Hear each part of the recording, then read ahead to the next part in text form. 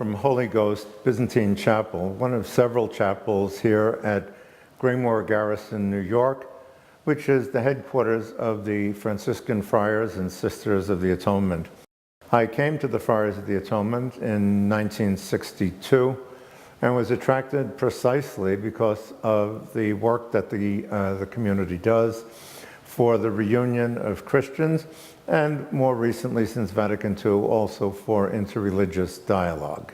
One of the things that attracted me to the Friars of the Atonement was not only the work for Christian unity, but also the great amount of openness that the community showed to people of different churches, different faiths, different colors, different cultures.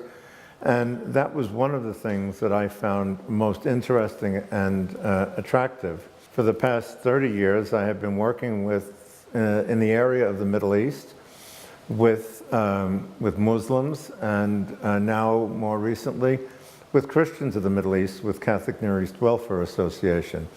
And that has been not always easy, but always interesting, and it actually is a lot of fun too. After World War I, it's interesting how history repeats itself, the Middle East was in turmoil. The Ottoman Empire in Turkey had fallen. Christians were suffering greatly, as were Muslims too, from the loss of a central authority, the lack of clarity about what the future was going to bring, and then more practical things. They had no food, there was famine, there was a drought.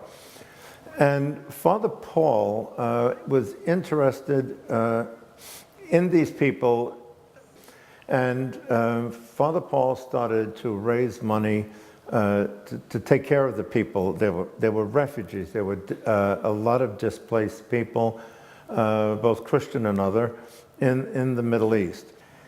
And things started to come together around his concern for and Father Paul's raising money for the Middle East and for Middle East and Near Eastern Christians, an evolution of a society or an association which eventually became Catholic Near East Welfare.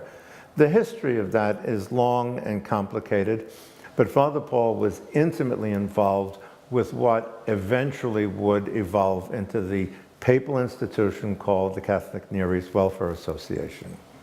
The challenges are greater than ever, and fortunately, Catholic Near East Welfare has almost 100 years of history, knows the region, knows those people who are involved, has a history of working with them, and I think is extremely well positioned to meet these challenges. After almost 100 years of my founder being involved with this thing that was going to grow into Catholic Near East, here one of his followers ends up at Catholic Near East Welfare, working in relationships, to develop relationships with believers, Christian, Muslim, and Jews, Christians of all different types, Catholic, Eastern Catholic, Orthodox, that live in the Middle East. So I wouldn't say it's exactly a circle, but it brings things around to where they started in some sense.